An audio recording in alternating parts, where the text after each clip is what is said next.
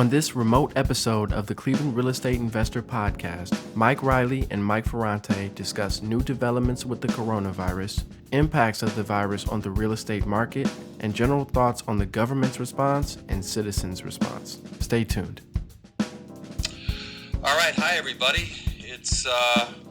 We talked to you last week as the virus was exploding across the country, mostly on the East Coast and West Coast, but we are now in Cleveland, Ohio, on our first week of shelter in place.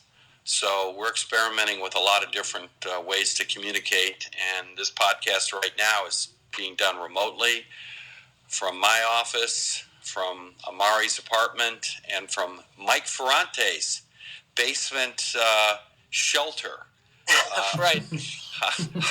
How are you doing, Mike? Being the gopher down in your man cave? Yeah, I've been subterranean now going on, I don't even know how long. Well, I would suggest that people, for a kind of a laugh, not watch Contagion, but instead watch Blast from the Past. It is really a funny movie, and it's about Sissy Spacek and Christopher Walken, and forget that guy's actor who was in The Mummy. They think that a nuclear holocaust is coming. So in 1963, during the Cuban Missile Crisis, or 62, they all headed down to their basement shelter and lived there for 40 years or over 30 years. So, what happens when they come up is really, really funny. So, anyways, get a little bit of humor here. Okay. All right. So, you know what? It's interesting. I should add one more thing about living in the time of the virus. I'm getting a lot of recommendations from people about what movies to watch. Are you getting the same, you guys? Oh, for sure. Everyone's talking about books and shows to binge watch, movies, everything. We're all just kind of struggling to keep our minds occupied. Yeah. Right. Yeah. Well, a lot of stuff's getting done now on the honey-do list. Are you busy, Mike? You got a list that you're checking off? I've got to be honest. The last week has been so busy for me real estate-wise that I haven't done anything other than work on real estate. I don't know how, it's bizarre that I should be as busy now as when this whole crisis started, but I am. Yeah. Well, like I said earlier, I think last podcast that Amari edited, and hopefully the sound's going to be a little bit better working through FaceTime, is, we're going through radical changes now. This is like a meteor hitting the United States, the world, but especially in the U.S. I think you're going to see a lot more attention being paid to science, a lot more attention paid to experts, and certainly not letting the federal government die on the vine, which seems to be a favorite line of attack from the Republican Party. I'm not trying to get into politics, but you've got mammoth departments in the federal government that are understaffed now, and the experts have all been marginalized. So now is when we really, need them. We're going to be interested in the next couple of weeks. There's a lot of discussions about what's in the pipeline in terms of antibody testing. Are you guys familiar with that? The antibody. No. Well, this could be a real game change because with antibody testing, and feel free to correct me online, but from what I understand, it is a much more targeted and sophisticated way of testing for the virus, because the antibodies are going to know right away whether you have had the virus or not, because it's new. So if there is a virus in your system, it's going to show up immediately with this antibody test. But what's important about it, it's that it will tell you if you've actually had the virus. because what makes this virus so sticky and so contagious is that a lot of people walk around who have no symptoms at all, or as they call asymptomatic. And so this will tell you that, hey, you have already had the virus and you didn't even know that. It'll also tell you if the virus is in you, ready to ignite, or it's in you and you're not showing any symptoms. And I think most importantly, the virus is going to be able to decode whether you are at risk for anything. Have some sort of underlying conditions that the virus can wreak havoc with. So this is going to be a game change, because if you've already had the virus, you could get a green card. Hey, go back to work. Open up that restaurant. Go back to the office because you're now immune. Go on a plane. So if you can get fast testing, you can get more targeted response, and you can start getting the workforce back in. But right now, we're flying blind. We're just starting the testing, which is I won't go off on, but we're flying blind, and this is where there's a lot of anxiety, and people don't know what things are going to be like in the next couple of weeks. What's your thoughts, Mike? Yeah, I'm with you. I've never really experienced so many people just acting out of fear and, asking questions, and I think that, one of the conversations we've been having is, what causes fear? And, one of the big things is the unknowns, all the unknowns. Is it going to affect me? Is it going to end? When is it going to end? And all those uncertainties are causing the fear. And I think that's when guys like you and me and Amari have to be the beacons of light, to put information out there. And I think what you're talking about is information. People need more information. And I think that's got to be the focus right now. Right. Also, first of all, we're not passing ourselves off as experts. I mean, these are our opinions. This is stuff I've been reading, and I've been just a carnivore in terms of following the news, especially on CNBC, which I hardly ever watched before. What's your take, Amari, as a millennial? Well, actually, I'm a part of Gen Z. I think that's the generation right after millennials. But my whole take with this is having just a little bit more anxiety going into public spaces, grocery stores, CVS. But one of the positives, I think, is working from home. I'm pretty adept at doing that, just from working with Google Sheets all the time, working online, doing FaceTime, online conferences. I'm pretty used to that element. But this whole just misinformation being spread around and different articles coming out saying different things from syndicated publications, like real publications, but just different things coming out every day contradicting itself. That's pretty alarming. Right, and I think we're really starting to suffer from the credibility gap coming from the federal government, because I mean, look, I'm not trying to, again, to my Republican friends out there who voted for Trump, who support Trump. Look, I'm not trying to get into a rant about this, but the irony of it all is that there is a lot of reports coming out that the virus is really not that bad. That 99% of the people who get it will be either asymptomatic or will be mild in terms of symptoms. But it's that 1%. And since we don't have a vaccine, that 1% is going to be, of the 1% who get it, are going to be at risk. And that's a lot of people dying.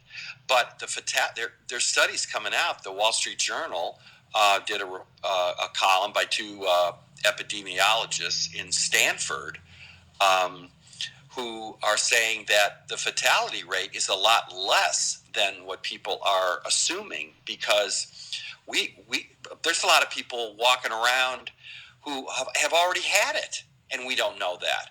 So the numbers are getting really skewed. I mean, there was a report that came out from the United Kingdom that half the people in the United Kingdom have had it, and didn't even, a lot of people didn't know that. So what that means is the fatality rate if you're using the numbers coming out of Italy, is overblown. But it still doesn't mean this is a major problem. But here's what the problem now is, and this is where the irony is. If you've been telling people for January and February that it's a hoax, that, you know what, we've got to have it contained, et cetera, et cetera, et cetera, and you're making this stuff up, all of a sudden, when the real news comes that the virus isn't that bad, like I just said, nobody's going to believe you now. And that's the irony of all this. Yeah. So we're guessing as we're going because the reality and the facts have been twisted for years. In fact, Fox News is going through like a roller coaster. At first they were saying it's no, it's not, it's a hoax, it's this, that. And then when Trump started making the turn, like we got to get on top of it, they just followed. Now the new line coming out is that, you know what, we got to reopen the country, the economy can't take this. So let's segue that into the real estate market. I mean, I got people asking me, should we sell? Should we buy? Should we rent? Should we rent short term? So let's turn to you, Mike Ferrante, for your take. Yeah, so one quick comment, based on what you and Amari both said, is I think because of all the different information that's out there, I think you have a good chunk of the population is taking things seriously and staying at home and only going out when absolutely necessary. But, just yesterday, I took my dog for a walk by myself. I wasn't, with anybody. But it was a nice day. I wanted to get out. And as I'm walking down the street, there was two different houses where I don't know if it was coincidence or not, but one house, there was the kid that lives across the street. He's probably 18, 19, maybe 20. He and his buddy come pulling in the driveway. The buddy drops him off, and the kid gets out of the car. They were off doing whatever they were doing, clearly not listening to what's going on. A few doors down, there's three college-age kids loading up their car like they just road tripped or they're getting ready to go on a road trip together. And then there's another group of people that were walking their dogs, and they were all congregated for like 20 minutes talking on the path behind my house. And I'm thinking to myself, guys, I mean, who are you listening to? Yeah. So it's appalling. Two-thirds of us are doing what we're supposed to do, and the other third are ruining it for everybody else. Right. Well, I heard from somebody the other day that they were on their way to the grocery store, and some lady pulled up to, and was my niece, and said to her, "You're killing me." And look, she's got to go out and get groceries. Yeah. But I know what I'm saying about, because my wife and I, we went to take the dog out to the metro parks. I couldn't believe how people were walking. It was like a crowd. Packs of people. It's like, what, and so I told my wife, look, we got to get off the beaten track here, and go on the gravel path, not on the paved path. Yeah. And just get into the woods somewhere. But no, you're right. What's your take on how this is starting to impact on the real estate market with this shelter in place now, Mike? Okay, so here's what I can tell you. And I, like you, Mike, I'm not purporting to be any kind of expert about anything except for real estate. I saw a graph yesterday from a company called Showing Time. They're the ones who do most of the showings in our market and in many markets across the United States. And they threw up a graph of number of showings on houses last year compared to this year. So year over year showings. And of course, as you'd expect, the line is plummeting. There's showings are at an all-time low, and so everyone, of course, is passing this information around, saying, "Oh my God, look, the sky is falling. Real estate is crashing. No one's looking at houses, and they're losing their minds." And I'm saying, look, that's just one part of the story. What we have to look at is not showings, because of course people aren't doing showings. They don't want people in their houses. Buyers don't want to be going in strangers' houses. But what's happening is the industry is adapting to the current situation. So I ran actual numbers over the last 7 days, And yes, these numbers are down a little, okay? I don't have the percentage that they're down, but off the top of my head, I'd say maybe 10%, just based on my market knowledge here. Last 7 days, new coming soon listings to the market, 32. New active listings, 237. This is in our market, in Greater Cleveland area, Cuyahoga County. New listings under contract just in the last week. These are deals that were consummated in the last 7 days, 387. That's like right on pace with what we expect. And closings, the number of homes actually sold, like marked closed, 231. And what that tells me is that the title companies, the lenders, they're all figuring out ways to get deals closed despite the current condition in our world. So it's still moving. Is it down a little? Of course it is. But no, real estate's not coming off the rails, at least in Greater Cleveland. Well, I think the real estate market is different than the restaurant business, which is just getting pummeled. Yeah. Of course. And it's going to be changing people's habits. I mean, but there are some restaurants that are doing actually not surprisingly well. I mean, Aladdin's in Cleveland Heights, which is heavily takeout. They're just booming because people don't want to go to the grocery store. But with the real estate market, the house is going to be there. You need to get shelter in place. And a lot of this stuff now, people are getting more comfortable going online. I mean, contracts are signed online. I mean, you've been sending me stuff on DocuSign. For years, yeah. Yeah, and people are now, really, they can look at a house online. They can, we're doing more 360s. Yeah. And the 3D tours, right. 3D tours. And it's like we said last week, people are now being forced to do this. Yeah. And when they're being forced to do it and they find out, wow, this is pretty easy. Not so bad, yeah. I remember getting my mother-in-law on Netflix about 5-6 years ago on Netflix.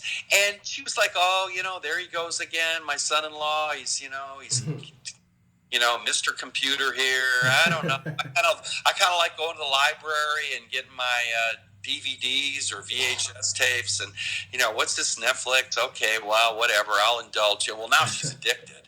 Yeah. And so now if Netflix goes down, I mean, we get the phone call to go out and troubleshoot. Right.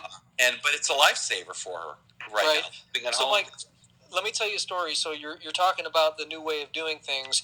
In a lot of places, they've been doing this for years. We've been doing virtual for years, but let's talk about second home purchases. So let's talk about buying a house like in the Caribbean or in the Keys or some other vacation areas. I'm told by agents in those areas, look, this is nothing new for us. People buy homes with pictures and video walkthroughs, or I'll FaceTime them, walking through the house all the time. Probably half of their business, they're telling me, is people buying houses without ever setting foot in them. We've done that here even prior to the whole outbreak of the virus. So it's not, it's foreign to us because we're in a market where, it's traditional that we walk through a house, we walk through 10, 20, 50 houses and then pick the one that we want to make an offer on. In other markets, that's not the norm. The same thing would apply to the rental market, how it's changed in the last 10 years. And a lot of people don't understand that in Cleveland, because Cleveland has had a very, very settled rental market where, if you're a med school student or a resident, or like in Cleveland Heights, you're going, you're renting from a duplex, or, most people don't understand. They see rentals as being something that is a one-year rental. And the whole concept of Airbnb, people can't get their head around that. And short-term rentals, I mean, I get people asking me all the time. I said, well, who would rent short-term? And then you start ticking off all the different industries, like the film crews coming in. We're not talking movie stars, but film crews, the camera crew. We have a long-time client who does all the food truck for the crews, and they've stayed 3 times at our properties. We've had Netflix producers come in who want a house because they're bringing their kids along. We've had construction crews coming in. We've had people that are displaced for their house because of a fire. And you start ticking these things off, and people start realizing there is a market for that. But Cleveland again is what, a couple years behind what's happening on the coast. Would that be a fair way of saying that? Absolutely, yeah. Not just with technology and the adoption of the technology, but also in things like styles. So we're still seeing grays, for example, but in other places, gray is already out of style. So yeah, we do tend to lag. And I'm not saying that as a criticism of Cleveland. Believe me, I love Cleveland. There's so many things about it. I've been here my whole life, but it's true. We kind of get the story and get the technology and styles a little after everybody else. We're not New York City. We're not LA, and that's okay. Right. I remember 10 years ago when we were going, my wife and I have been going to New York for 35 years, and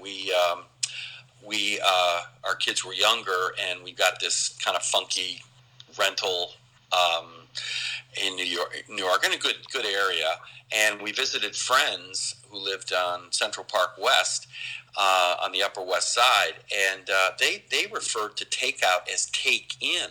I'd never heard that. Yeah. Because they have been doing take-in their whole lives. Delivery was just a way of life in New York. You didn't go out and get, go to the Chinese place. You had it delivered to you. Right. It's just coming to Cleveland just in the last year. Now, Mari, the Z generation, you're getting your coffee delivered, right? At work? Yeah. Coffee, sandwiches. Yeah. Pulling up right to the Sunlight Garden there. Yeah. Hey, Mike, so here's a question that's got to be on everyone's mind. What are they going to do after Gen Z? Where do you go from there? Oh, man. What do you go back to? Hey, Mike, start using numbers? Mike, I got other things to worry about. Okay? Right now, I feel like we're going through a version of World War Z. I don't have to worry about Gen Z, but... by the way, that and Contagion, those are interesting movies to watch. Oh, yeah. Well, all I'll say is that we are here to solve the world's problems. So, no issue too big. Yeah. Well, let's get back to real estate. Yes, sir. Because I think we're shitting listeners by the droves now. Mari's going to be doing some editing. Yeah. No, you keep this, Amari. Yeah. But no, you've been getting delivery, right?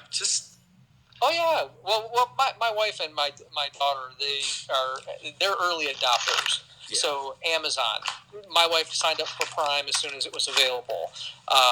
DoorDash, Grubhub, they have accounts for all of the services, not just one of them. Yeah. Uber, Lyft, they've got both. They've been doing that stuff forever. Since as soon as it appears, they grab it. So right.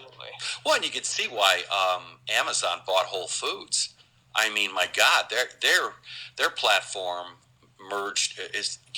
When they bought it, they started talking about grocery deliveries. I was like, come on, nobody in Cleveland's gonna. It's not like New York. People like to go, and now in the time of the virus, man, everybody's adopting that now. Yeah.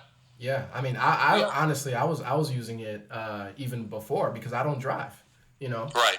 So we've been doing grocery deliveries even more now.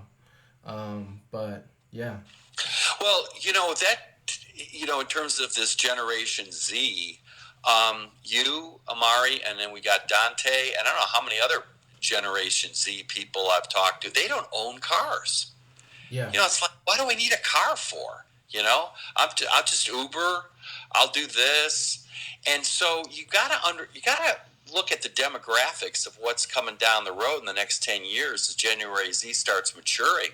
You know what? Are they going to want to buy a house, or are they just going to want to lease? Can you see yourself buying a house, Amari, in 5 years? You don't even own a car. Yeah. I don't know. I would like to. I don't have immediate ambitions to move or anything. I'd like to live in Cleveland, and you got to wonder how's that going to impact the real estate business. Is people my age, in the 60s, they're going to start going to a nursing home. I don't know. I don't want to go to a but residential care. But then you look at what just happened with this virus, and you got to ask yourself, really? I think people are going to be looking twice about going out to Walden or going out to some of these retirement homes. I'm staying in my home. Okay, I'm getting maybe the Siri or Alexa, get my home smartened up, maybe getting downsizing to a ranch or putting addition in where I'm first floor living, stuff like that. But my God, I would think twice now about going to residential living. And I can only speak to numbers, but what I can tell you, Mike, is that they say that about every generation. So for a while it was the millennials. Oh, the millennials aren't going to do this, they're not going to do that, including they're not going to buy houses. And guess what's happening? They are. And what's happening is that in the realtor world, there was this big panic. Oh, the millennials don't like to talk to people. They want to text. They want to do everything electronically. They're not going to need us. Well, guess what's happening? The millennials, yes, they do their research online, just like we all do now. And when they're ready to buy a house, they contact a realtor, and they're buying houses. The actual numbers, the rental to homeowner numbers don't change much. Now certainly during the Great Recession, home ownership was at an all-time low. So you can actually track those numbers and the data is there. But I'm of the opinion, and again, this is just an opinion, that the Gen Z folks, that when they hit the appropriate age and they start getting married and different life changes start happening, they're going to fall into that same pattern. Now, will it be different than the other generations? Maybe a little, but I don't think you're going to see this huge disparity in the amount of home ownership versus renters with them. Right. And I also think, but again, winding back to the main road, because we keep going off on these little side roads, but the main road is how are people going to be renting and how are people going to be buying real estate? And what is definitely going to be locking in is how they buy the real estate. Yeah, you got it, man. They're going to buy real estate. Amari, take some notes now, in 10 years' time, you're going to say to yourself, you know what?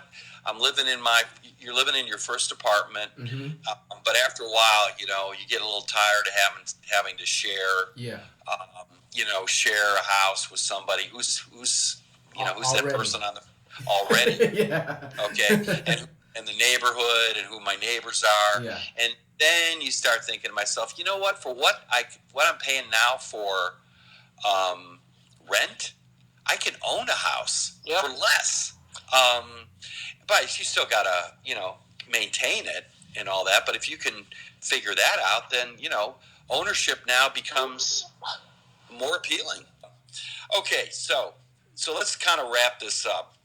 Put your house on the market. The market hasn't gone away, right?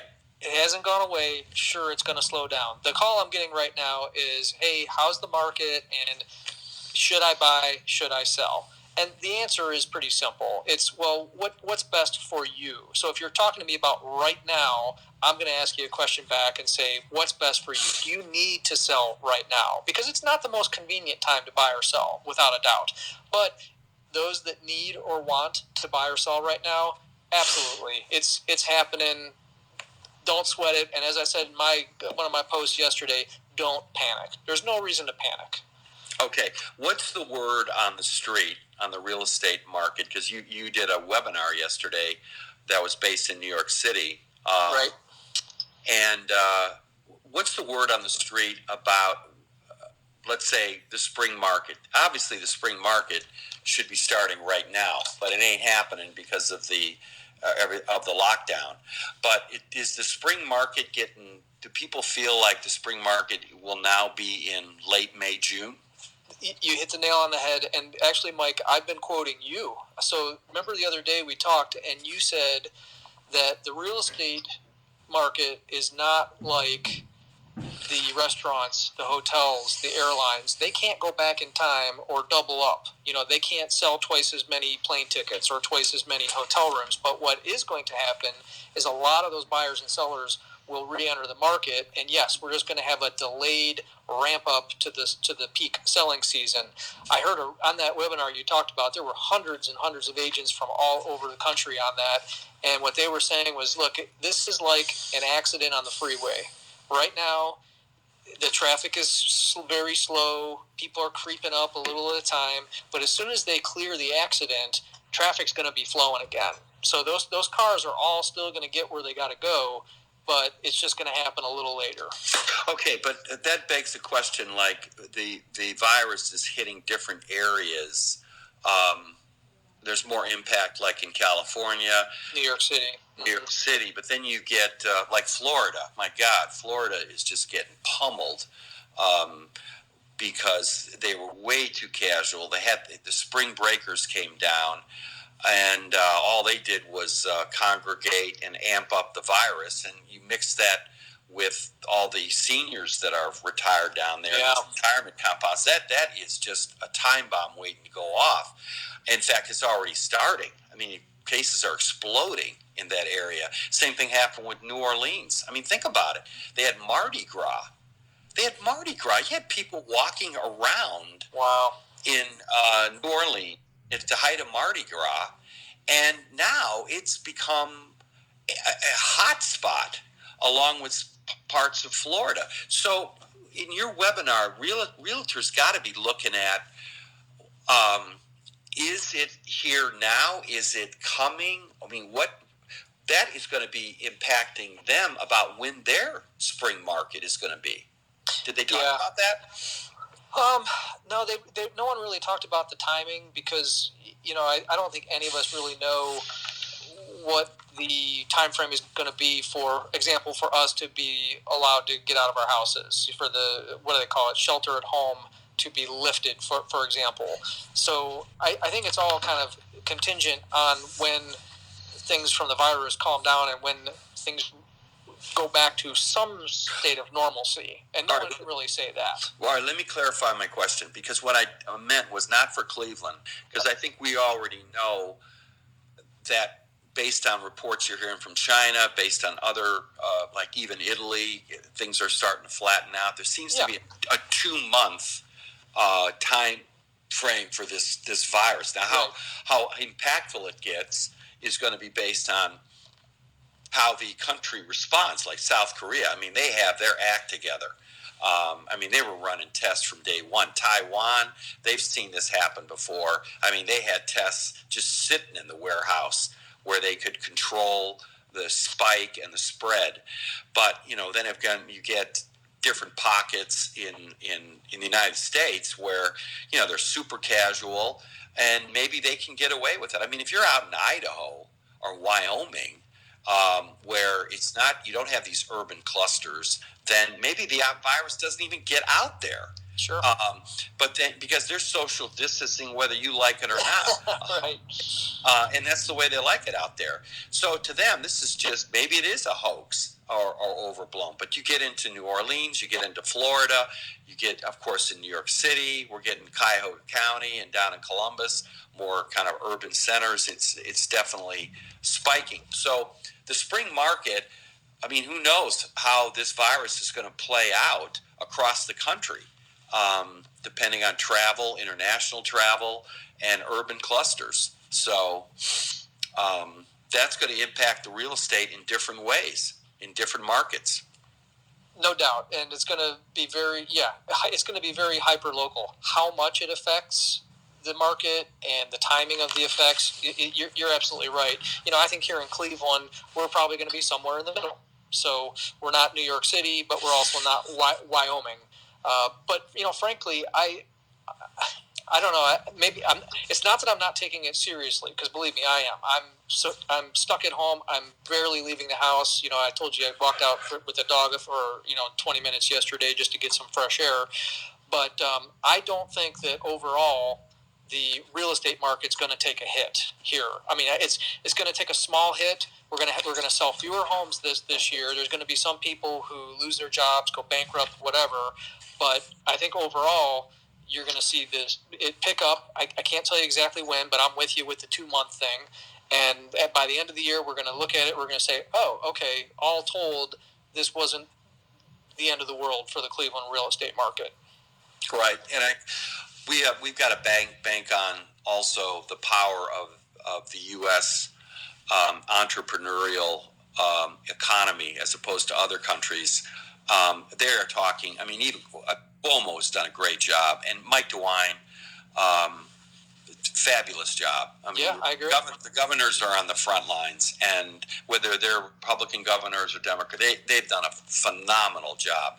But Cuomo is talking about, we were talking about the antibody testing, but he is really thinking outside the box. He is thinking like, okay, look at, if we can get these antibodies out there, we can test people. We find out that they've already had the virus, they're immune. Let's kind of pull the lid off certain sectors and allow people to get back. And they're also talking about developing these prophylactic drugs where they can quickly develop through the antibody testing pills that, people who go into hot spots of malaria, I mean, they'll just take malaria pills as they're working, which is really going to help our frontline hospital workers. And a shout out to the frontline hospital workers. Oh, yeah. And I think, one of the analogies that just hit me the other day when people say, April 12th, we should just pull the lid off. Hey, you know what? Easier for you to say. You're not the ones that got to clean up the mess at the hospitals. Yeah. People are at risk. They're going to get burned out. It's almost like what happened with the Iraq War, where you had endless redeployments for an overstretched military. So if we use the analogy that what we're going through is like a world war, that we've been invaded by this virus, our frontline troops are the hospital workers, and they need not just our thank you for your service bullshit. They need our support with doing our part to maintain that social distance and to take this virus seriously. And hopefully we'll get to a point in the next couple of weeks where we'll see the flatten of the curve. We're going to see the viral drugs starting to come out. We're going to get more focused testing. And we're going to come out of this with a better appreciation of science, new approaches to real estate and online, merchandising, and it's something we can benefit from going forward. Yep, I agree 100%. So I'm going to end on that note, and we're going to pick this up next week, and we'll see where we are. And I'll keep running numbers, Mike. I know a lot of people want to hear that kind of stuff, so I'll have data when we talk, and I'll keep posting to social, just so everyone kind of knows what's going on if you're interested in the market. Good. All right, everybody. Stay safe. Wash your hands and maintain your 6-foot distance. Okay. See ya. Okay. See you guys. All right. Bye. Thank you for listening to the Cleveland Real Estate Investor Podcast. To listen to future episodes or previous episodes, follow us on your favorite streaming services like Apple Podcasts, Overcast, Spotify, or SoundCloud. Remember to keep your social distancing, wash your hands frequently, and stay safe.